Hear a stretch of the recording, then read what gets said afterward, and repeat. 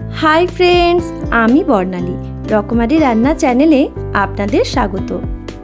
आज आपनादेर साथे शेयर करब झिंगे आलू दिए शामुकेर चच्चड़िर रेसिपि।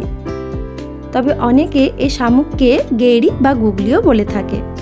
এই রেসিপিটা বানানো খুবই সহজ আর খেতে ভীষণই সুস্বাদু। গরম ভাতের সাথে এই রকম একটা রেসিপি থাকলে মাছ মাংসও লাগবে না।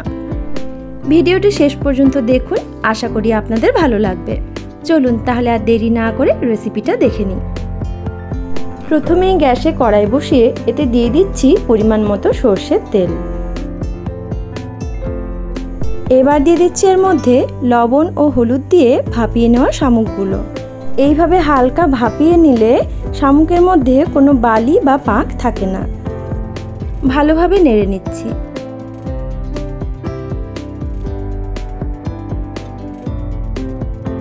মিনিট দুয়েক সময়ের জন্য ঢেকে দিচ্ছি। 2 মিনিট পর ঢাকনাটা খুলে দিচ্ছি। আবারও ভালোভাবে নেড়ে নিচ্ছি। এইভাবে শামুকগুলো ভাজলে কোনো গন্ধ থাকে না, এগুলো ভাজাও খাওয়া যায়। শামুকগুলো ভালোভাবে ভেজে নিয়েছি, এবার এগুলো নামিয়ে নেব। এরপর কড়াইতে দিয়ে দিচ্ছি পরিমাণ মতো সরষের তেল। তেল গরম হয়ে এলে ফোড়নে দিয়ে দিচ্ছি 1/2 টিস্পুন গোটা জিরে।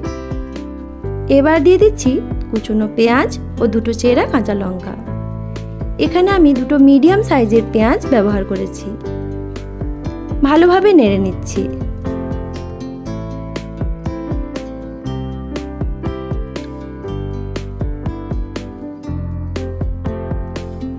এবার দিয়ে দিচ্ছি এর মধ্যে স্বাদ মতো লবণ। ভালোভাবে নেড়ে নিচ্ছি।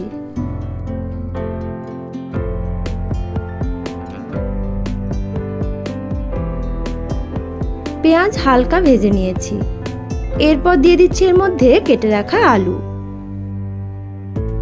ভালোভাবে নেড়ে নিচ্ছি।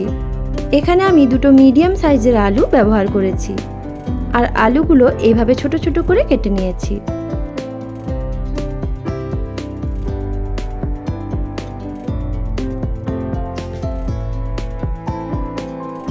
এবার দিয়ে দিচ্ছি কেটে রাখা ঝিঙে।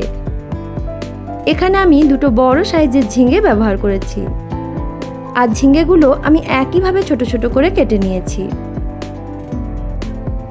আলু ও ঝিঙে ভালোভাবে ভেজে নেওয়ার পর এবার দিয়ে দিচ্ছি এর মধ্যে 1/2 টিস্পুন হলুদ গুঁড়ো, দিচ্ছি 1/2 টিস্পুন লঙ্কা গুঁড়ো, দিয়ে দিচ্ছি 1/2 টিস্পুন ধনে গুঁড়ো ও 1/2 টিস্পুন জিরে গুঁড়ো।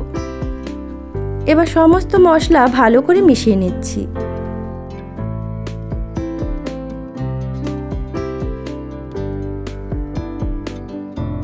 কিছুক্ষণ ভালো করে নেড়ে নেওয়ার পর এবার দিয়ে দিচ্ছি এর মধ্যে ভেজে রাখা শামুকগুলো। ভালোভাবে নেড়ে মিশিয়ে নিচ্ছি।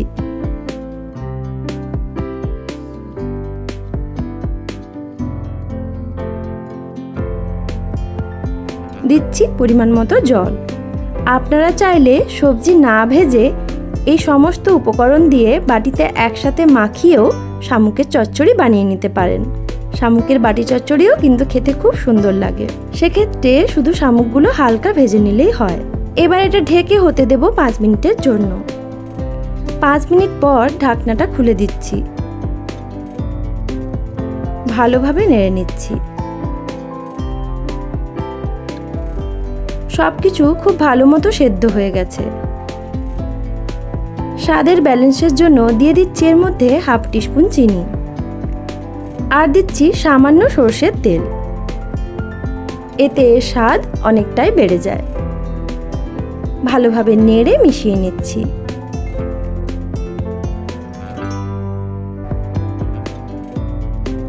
রেডি হয়ে গেল আমার আজকের রেসিপি, দারুণ স্বাদের ঝিঙে আলু দিয়ে শামুকের চচ্চড়ি। এটা খেতে সত্যিই খুব সুন্দর লাগে।